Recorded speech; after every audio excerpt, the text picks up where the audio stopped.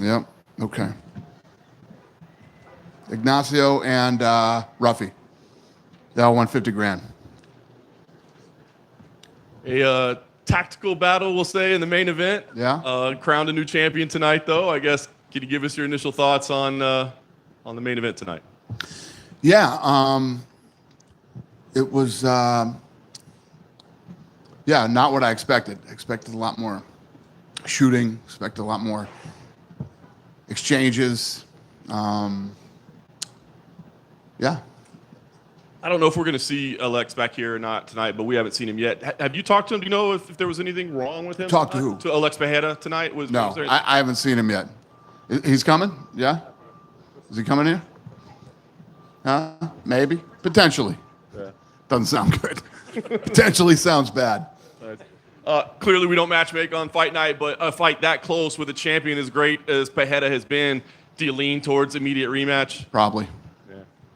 Co-main event, Justin Gaethje did Justin Gaethje things. Mm-hmm. Just give us your thoughts on him. And great fight. Yeah.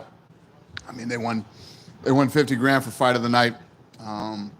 They stole it away from the first two kids of the night. They were looking like they were going to win it. Yeah. Yeah.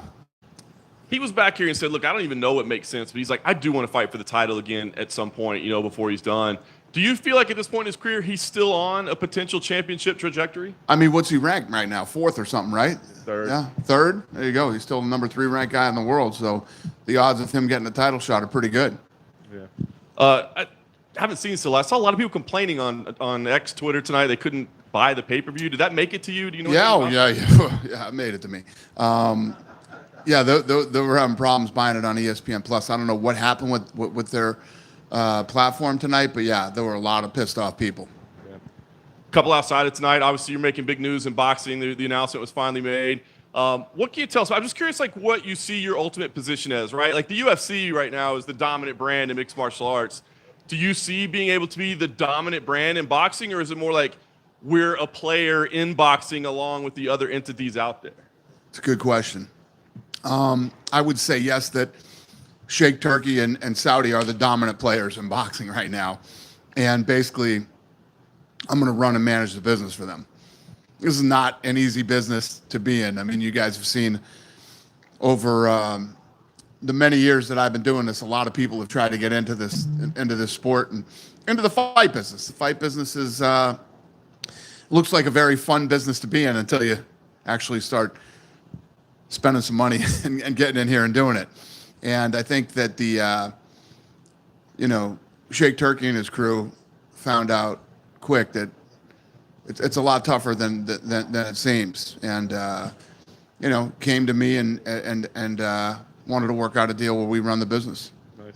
When do you teach him the? Have we made that announcement yet? If we do, you'll know when we're ready. He seems to be leaping ahead and kind of revealing all of your news before you're ready. Yeah. Listen, I'm trying to get him to pump the brakes a little bit, and we don't just lay it all out there. This whole press tour that we did on Monday was to announce the deal.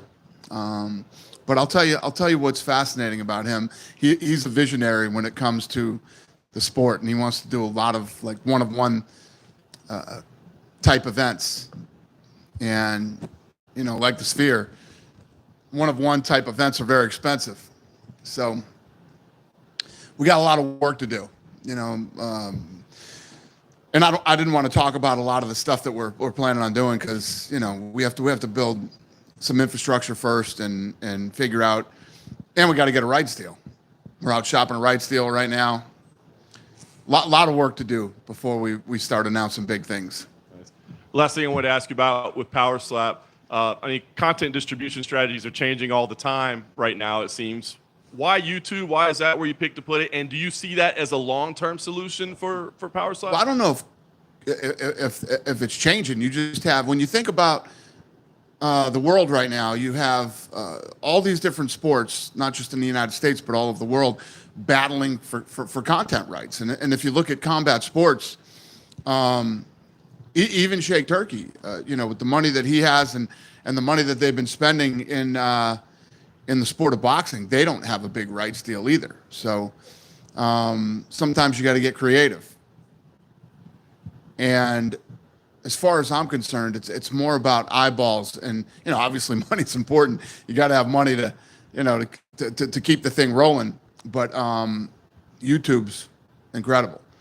2.5 billion potential viewers every time you do something, and yeah, that we were talking to a lot of different people, linear television. We came from Rumble. Rumble ended up being like our Spike TV to launch it. They're really good to us, and yeah, this just seemed like the right move at the right time. What I don't like is once we start talking about doing deals, people start telling you what you can and can't do, what you can and can't advertise. The list goes on and on. And I like to run my own production, run my own show, and no better place to do that than YouTube. Dana, going back to Alex tonight, there's been a little bit of talk about, he's everywhere around the world, right? He's flying to Sydney, he's doing all this stuff when he could be, maybe training at home. Do you feel like that maybe affected his performance and he looked flat tonight? Or do you actually give it to Ankalaev for just putting the pressure on him and making him look flat? That's a good question. I think that's a question definitely for him to answer. I definitely don't know his schedule. I know he's been bouncing around, but do you see this everywhere? When somebody becomes a big star and they start making lots of money, there are lots of different doors that open and opportunities. But there's no doubt everybody knew that Ankalaev was going to be a tough fight for him. Everybody knew that this was going to be probably the biggest challenge of his career. And yeah, I wouldn't take anything away from Ankalaev and the pressure that he put on Alex tonight, and kept pushing forward. Even in the 5th round, I was listening on the headphones. Alex's corner was saying, "You got to go after him this round. You have to let everything go. You got to let your hands go. You got to try to take him out." There was a lot of talk before this fight from kind of mainstream media that Alex John would be the fight to make. But do you think tonight shows that actually Alex is still pretty new in MMA and it's John Tom was always the fight, and that's the fight that you still want to make? Yeah, I mean, when you're trying to ask a guy, to move up 2 weight classes to heavyweight and take on the greatest of all time. I think we all agree with that in this room, right? There's still tough guys to fight in the light heavyweight division. I believe in moving up after you clean out divisions, and this division wasn't cleaned out yet. Going back to is it TKO boxing? Is that the official name? Well, that's the sort of, we're putting a pin in that one right now. But yeah, I mean that's what I like and want, but we'll see. Right. When you talk about the business of boxing, one of the biggest issues in it is that the guys who are in boxing can't get on and they never do deals, and it took Turkey to come along with money to basically make them work together, right? So with that respect, when you've come on to do this for Turkey, do you almost have to cut out these other guys because they're just going to make your job harder, right? If you're having to negotiate with every promoter in the sun, do you have to come out and eventually just get rid of these guys, lock them in Alcatraz, like Turkey said, and just do it yourself? Yeah. I don't know. I'm more focused on, if you think about the UFC when we bought the company, we had 3 letters, the old octagon, and 12 contracts. We had to build the thing from the ground up. I think that the sport of boxing is so broken, it needs to be built from the ground up again.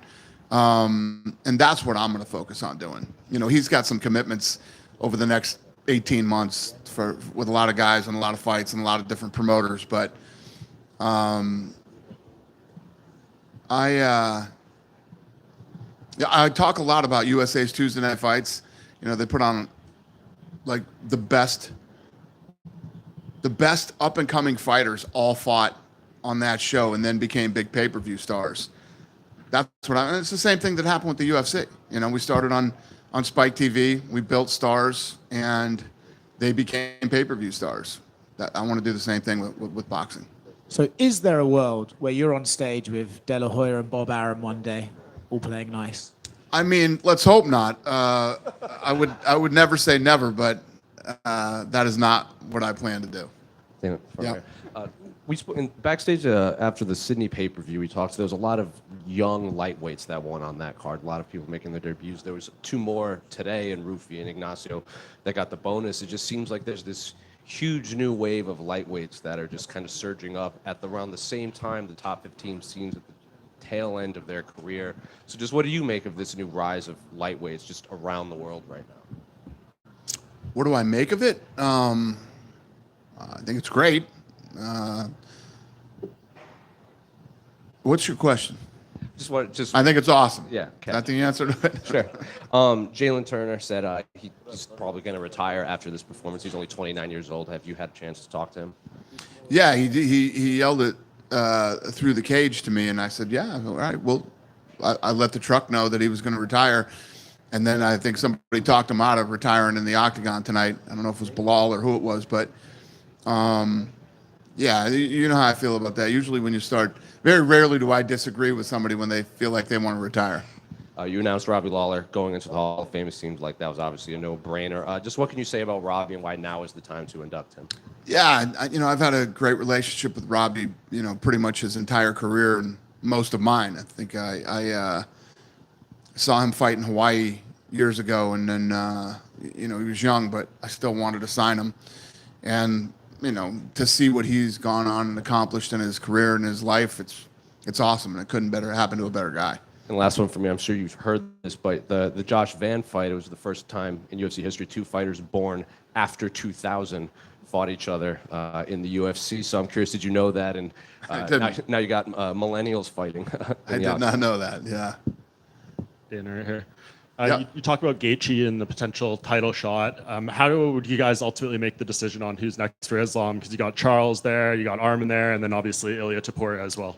Yeah, well, you guys know there's a lot of different, factors that, play out when we start talking about who's fighting next.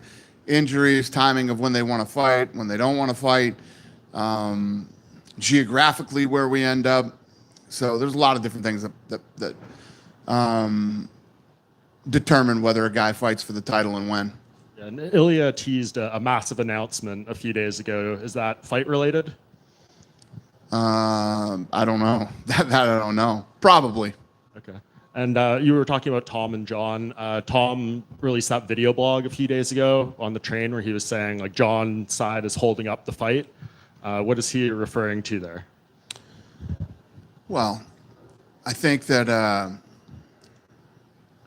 listen, John Jones definitely wants to fight. Just when and where is what we're working on now. Do you feel confidence? I think you said John. I'm very in confident summer on first day. that fight happens. Yeah. Summer. Yeah. Awesome. Dana, right? How did you have the main event scored? What's the question? How did you have the main event scored? I don't know if I had the exact score in my head, but I thought Uncle Ive won the fight. Gotcha. I wasn't like shocked when I heard the decision. Gotcha. And talking about Rufy with that amazing knockout, you got him, John Silva, Carlos Prates. Like, do those guys on Tuesdays when you guys do matchmaking, like you look at those names and be like, yeah, we got some fun fights coming up for those guys? Yeah. I mean, we have a whole.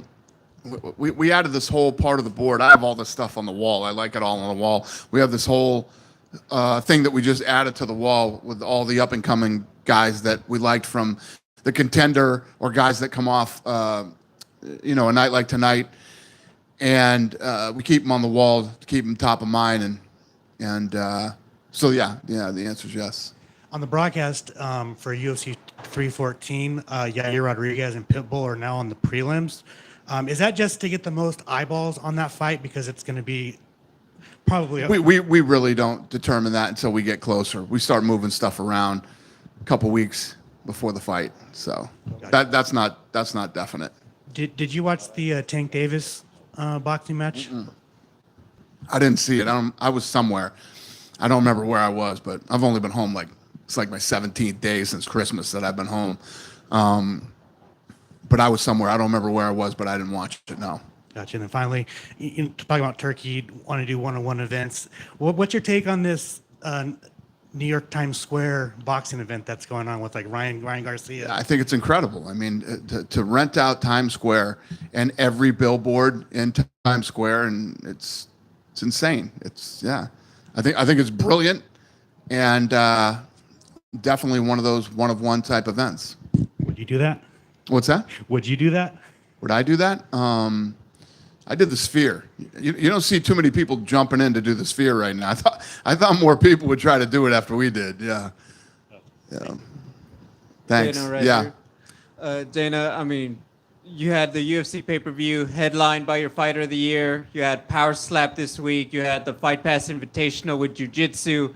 Now you've had this big boxing press tour. I mean, can you just, what is your week even like? How do you even manage running all of that just as a businessman? Yeah, it's been interesting. I thought I was busy. I didn't realize what busy really was until the last couple of weeks. But yeah, we're gonna. I think I told you this to you guys before, but we're gonna invest like $10 to $12 million into jiu-jitsu over the next year. So we're gonna go big on that. We're obviously going big on boxing.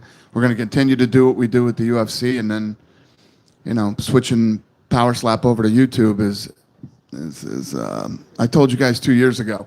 Watch what happens to Power Slap in the next 2 years, and I'll say it to you again. Watch what happens to Power Slap in the next 2 years. We see you so, obviously in attendance at everything. Obviously, you're the face and the front man for so much on top of running the business. At what point do you say, I got to find someone to pass a few of these things on to? We're going to find out this year. This year is going to be the, we're going to find out this year. We'll see. We'll see how long I can run this hard. Come on, Gary Brecka. Dana, off to your right here, mate. You guys recently signed a landmark deal with Monster Energy. The claw or the can is going to be in the center of the octagon for 5 years. I'm sure there was a ton of brands that were wanting that. It's literally the most coveted spot, I guess, in the octagon. So I'm guessing that a decision like that means a little bit more than just money. What are some of the intangibles that a brand like that brings, and what actually goes into a decision like that from your end? The relationship. We've been in business with them for a long time. They've been good to us on a lot of different fronts. They've been a really good partner. I think I told you guys after COVID, it's not about money anymore. I want to be in business with people that I'm aligned with and that I have good relationships with. And you don't know who anybody is until the shit hits the fan. And when the shit hit the fan, I found out who was who and what was what. And as we enter into new deals, I'm only going to be in business with guys that I'm really aligned with, especially sponsorship. And just, it's kind of a follow-up, but Fight Pass Invitational this week in Vegas was unreal. Andy Murasaki made his debut under the UFC organization. Nicky Rod, Victor Hugo is probably the biggest match that you can make that's not a Gordon Ryan heavyweight match. Do you guys have any real concrete plans? Because it seems like it's naturally ramping up. And could we see a Alex Volkanovski, Islam Makhachev fight in grappling, or just Hamzat versus anyone? There's some crazy matchups in grappling that you guys could make that would honestly send that sport through the moon. The answer is yes. If those big fights are available that we could make, we would definitely do it. But I think you're going to see more of the jiu-jitsu guys, the big stars in jiu-jitsu, before you see UFC fighters. Over here. Going back to the boxing, Canelo had some good words regarding you and TKO's jump into boxing, saying that he believes it's great for the fighters and great for the sport in general. What's it like hearing that from what many people consider the face of boxing, and for you, a potential partner one day? Obviously, to hear that some of the biggest stars are excited that we're getting into the sport is definitely not a bad thing. But I said, and I'll say it again, we got a lot of work to do over the next couple of weeks. I got a big boxing meeting on Wednesday, so we'll get a lot of. And not to mention the fact that I've talked a lot of shit about boxing for the last 25 years. So I got some shit to do. I gotta get to work and figure out not just the infrastructure. I'm gonna work out on Wednesday who we're gonna hire, who we're gonna bring in, start building a team like we have with the UFC over the last 25 years, and now I got to do that for boxing. I already got the office space over there, and time to start filling it. I was gonna ask, how do some of those conversations with those boxing people look like nowadays? Just kind of given the history you've had with the sport. What's the question? I said, how do those conversations look like with people from the boxing industry now that you're in it? Just kind of given the history of what you've said about the sport before. As far as the boxing, you mean the other promoters? Yeah, just. I mean, it's the same as it's going to be the same as it's always been. There's guys that I like and guys that I don't like. I would imagine that I will continue to like the guys that I like and continue to dislike the guys that I don't like. So I'm sure none of that's going to change. Awesome. It'll probably get worse, if anything. Last one from me. The fighting nerds were brought up, obviously, with Rufy's amazing performance tonight. John Silva and Carlos Prates received a loud pop at the press conference this week. What can you say about the rise of their gym in general this past year? And do you think these guys are the potential next superstars in their respective weight classes? The fighting nerds have been brought up. Yeah, Carlos Prates, John Silva, they're really getting a lot of pop during. They were trending tonight on. We follow all the trends that happen on social media, and they were trending tonight. They were one of the big trends on social. How do you feel about that gym having such a rise so quickly? Yeah, listen, I love it. Anytime a gym or a specific group, a team, whatever you want to call it, or a fighter starts to, people start to take interest and become excited about them. It's exciting for all of us. Love it. Dana, back here. Yeah. How do you sum up what we saw out of Alex's title reign over the last year, what he was able to accomplish in comparison to the other great light heavyweight runs that you've seen? Yeah, I think that the story of him and Israel Adesanya is incredibly fascinating. These guys that come from kickboxing and were able to come to the UFC and dominate the way that they have, and the story between them, it's fascinating. It's like it's nothing I've ever seen before in the sport. Yeah, very cool. Yeah, thanks. Back here, Dana. Yep. Way Hi. over here. Hi. Hey. So Power Slap at Fontainebleau seems to be exploding out of that room. It's a nice venue. I know you like the venue, but could you see it moving to someplace outside of Fontainebleau, given the fact that it was very, very full this Yeah, we're getting it sanctioned everywhere. So we will start to travel around. We just did one in Saudi, which the one in Saudi did so well that we ended up signing a deal the next day for 4 more this year and 2 more next year. So, yeah, it works really well at Fontainebleau. I guarantee you when they were building that place, they were never thinking, we'll have great Power Slap events over here. But yeah, we love the facility. We love the room. The after party's fun too. And yes, the answer is yes. We're going to start traveling this around as the sanctioning continues. Though we got California, we got Texas. What else? Where's Hunter? What else we got? Florida, Jersey, Oklahoma. Yeah, the Oklahoma Commission was there last night at that event. 5 more pending. So. It's moving. Just one more for me. You had said this week and many times that fighting is in our DNA. There's a basketball game and a fight going on. People are going to go and watch the fight. What is the DNA of the type of fighter that you're looking for the new boxing league? Because there's a lot of fighters in the world, but there's got to be is there a specific DNA that you're looking for in terms of guys that you are willing to sign right now? Well, just like any combat sport, you're looking for the most exciting and most talented up and coming fighters. That's what I'm going to be looking for when we launch this new promotion, I guess you'd call it. And like I said, we got to secure a rights deal with somebody, and then I want to match make like we do here. The best possible fights from the first fight of the night up till the main event, create stars and continue to put on, fights with the best fight the best. And like I always tell you guys, I sell holy shit moments for a living. That's what I do. So when you watch a boxing match on a Saturday night, hopefully we'll get 3 or 4 holy shit moments and you're not upset that you stayed home and you watched our product. I have 2. With TKO and UFC and even WWE under the same corporate umbrella, do you see creating like Super Bowl weekend type things, especially maybe in Vegas at some point, where you just have a whole combat sports week? I don't know. I am a big believer in what I've learned over the last, 25 years of doing this is that when you have big events on the same night and people have already made the commitment to stay home and watch, they'll watch both. Like tonight, even in the back room before I came out, the Celtics played the Lakers. I was watching the Celtics-Lakers game and our fights, and I had them on the TV out there beside the octagon. So I was think thinking more if you do like a Friday night, Saturday night, Sunday night, all in Vegas, like 3 different. Yeah, I mean, we're already doing that in some cities already. But yeah, I mean, you could see us doing UFC and boxing the same night. And yes, obviously, Slap goes Friday and WWE could go Sunday. And yeah, the answer is yes. We're definitely going to do that. And the other one was Cash Patel was here tonight. I know he made some news saying there could be a deal between you guys and the FBI at some point.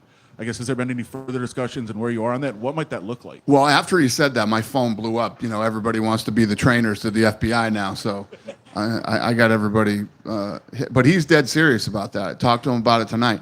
Yeah, he's dead serious. So we'll see. We'll see how that starts to come together. You good?